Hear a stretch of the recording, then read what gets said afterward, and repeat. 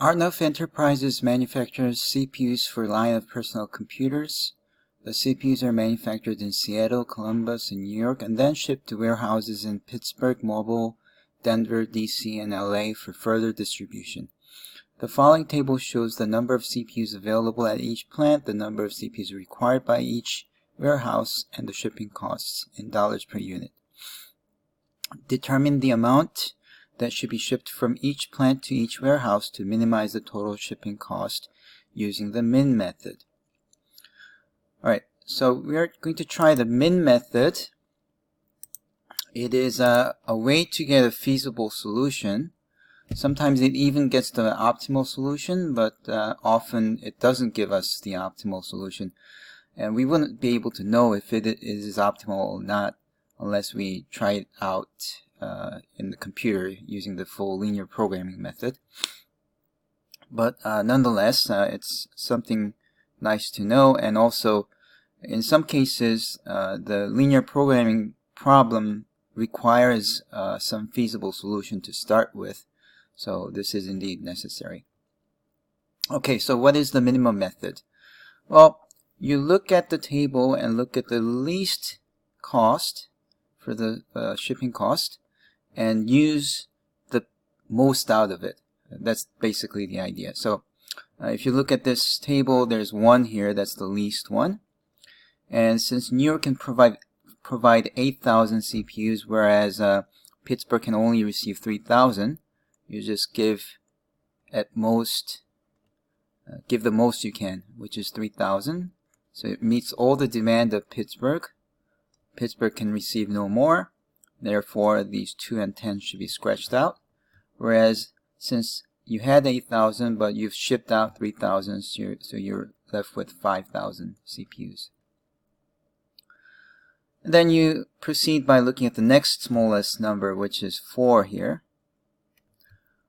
Now, DC can only receive 3,000, so you give 3,000, leaving you with 2,000. Put 3,000 here, and it meets all the demand of DC. Therefore, these numbers should be scratched out. Now let's look at the remaining numbers. Which one's the smallest? 5. Seattle can provide 9,000. Denver can only receive 4,000, so we're going to give all 4,000, leaving 0 for Denver. That means these are gone. And then 9,000 minus 4,000 is 5,000.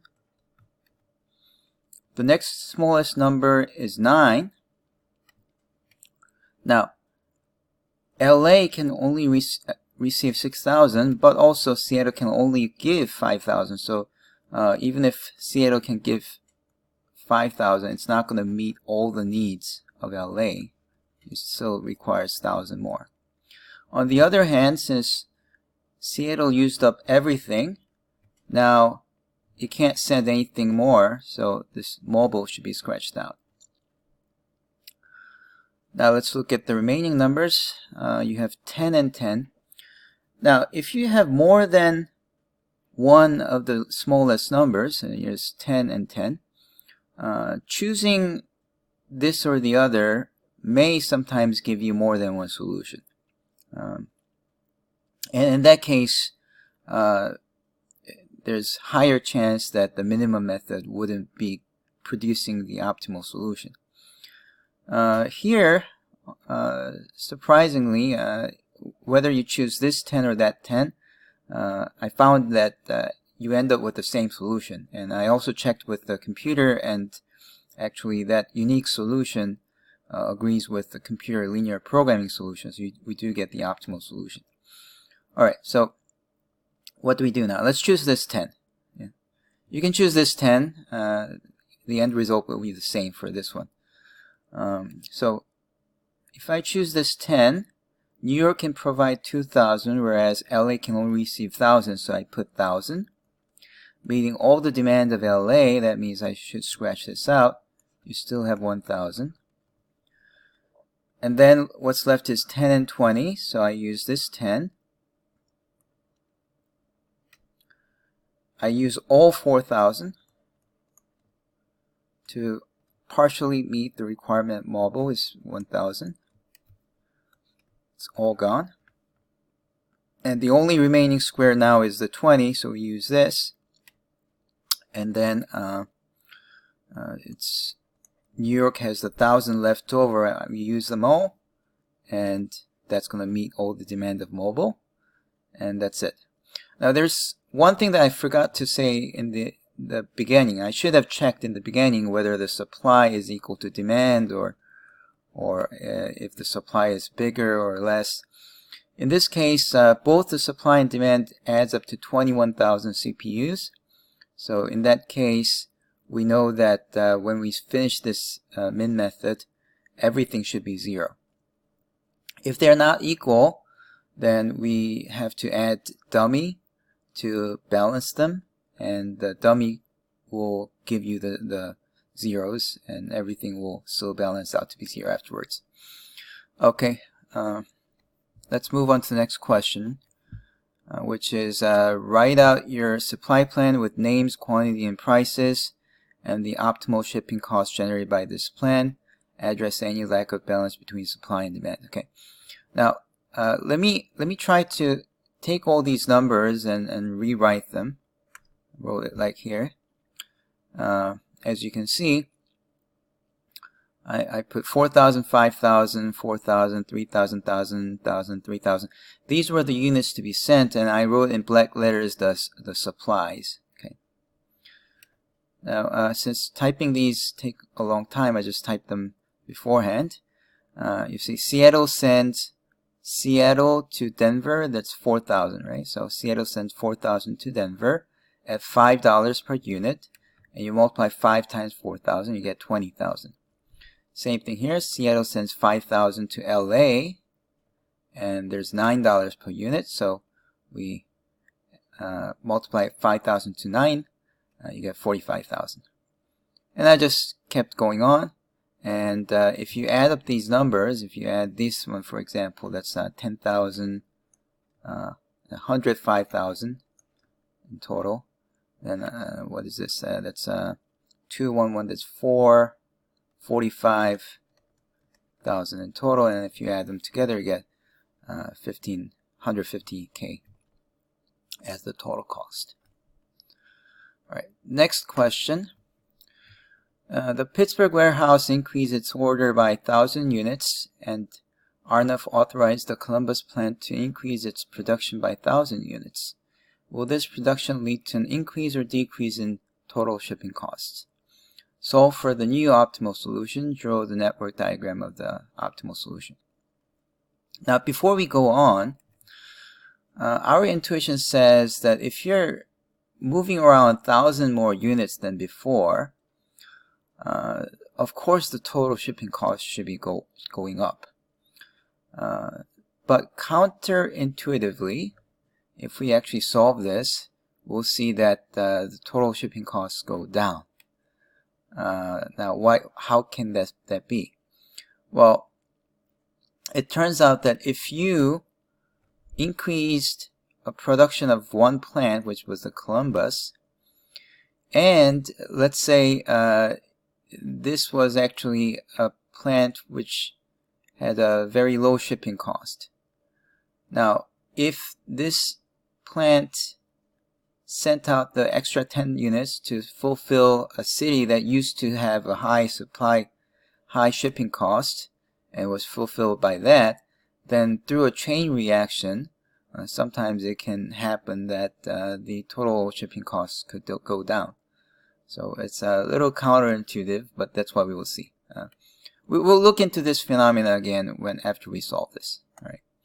Okay, so here is my new table. As you can see, Pittsburgh, we increased by 1,000. So it was 3,000 before, now it's 4,000. And Columbus supply is increased by 1,000. It was 4,000 before, now it's 5,000. Let's use the min method again to this one. Start with 1, the smallest number, meet all the required 4,000. Gone, so we scratch that out. Now it's 4,000 left. Next smallest number is 4. 3,000 is required, so we ship 3,000. all requirements are met. Scratch that out. 3,000 is gone, so New York now only has 1,000. Next smallest number, 5. 4,000, so 4,000 is required. We can send all of them. It's gone. Scratch these out. The next smallest number is 9. Oh, I forgot to reduce this. 9,000 minus 4,000 is 5,000. Okay, circle 9. It can provide 5,000. LA requires 6,000, so you'll have to send everything. And now LA still requires 1,000. We don't have any more in Seattle. That means we can't send anything else, so 20 is gone. Same situation as before. We could use this or that. It doesn't matter actually. Let's use 10. We only have 1,000 to give and 1,000 to receive, so perfect. So 0, 0 for both. That's scratched out. Next smallest number is 10. 5,000 to give, 5,000 to receive. So give 5,000. 5,000, and that's gone. And also, there's no more left for New York, so I should have scratched this out. Okay. All right, great. So this is our new plan. Let's see, 4,000, 5,000, 5,000. So let's see, 4,000, 5,000, 5,000. Okay, and then 4,000, 1,000, 3,000. 4,000, 1,000, 3,000. Okay. Now, what was the question again? It was asking for, we have to find the total shipping cost and compare with the previous one, see if it reduces or increases. So let's find the new optimal solution, the total cost. Let's find the total cost. So remember, this was 5, 9, 10. 5, 9, 10. This was 1, and then this is 10 and 4. So I have 10 and 4. Okay. So if we quickly calculate all the shipping costs, 5 times 4 is 20,000. 9 times 5 is 45,000. 10 times 5,000 is 50,000. 1 times 4,000 is 4,000. 10 times 1,000 is 10,000. 4 times 3,000 is 12,000. Add them up, and we get 5 plus 4 plus 1 is 5 plus 4 plus 2 is 1. There's a 1 carry over. 3, 7, 12. 1, 1, so it's 141K. 141,000. Okay. As you see, this is smaller than our previous calculation, which is 150K. 141K is less than 150. So we see that the total shipping cost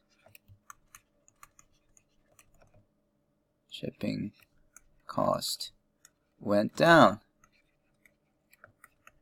Okay, and it really happened here. See, if you compare with our previous solution, Columbus sent to mobile 4,000 CPUs, and the remaining demand, mobile demanded 5,000, right? That was met by New York, and the shipping cost there was horrible. It was 20, right?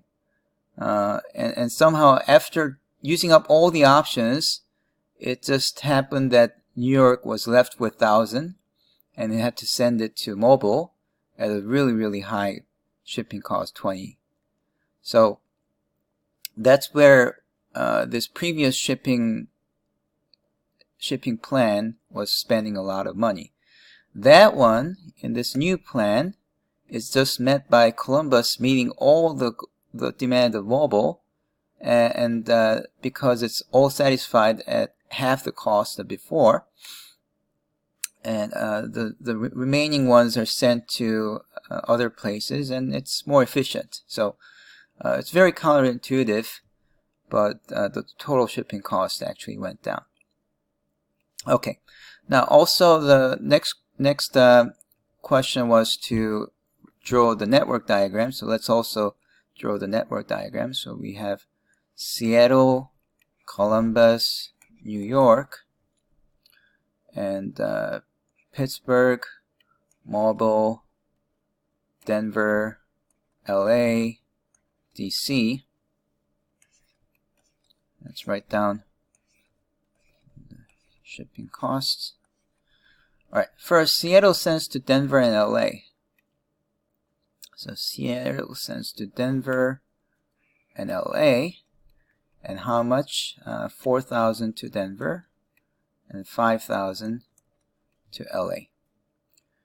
Columbus sends only to Mobile, 5,000 units. Okay. New York sends first 4,000 to Pittsburgh, and then to LA 1,000, and to DC 3,000. And that's it. That's the network diagram for the solution.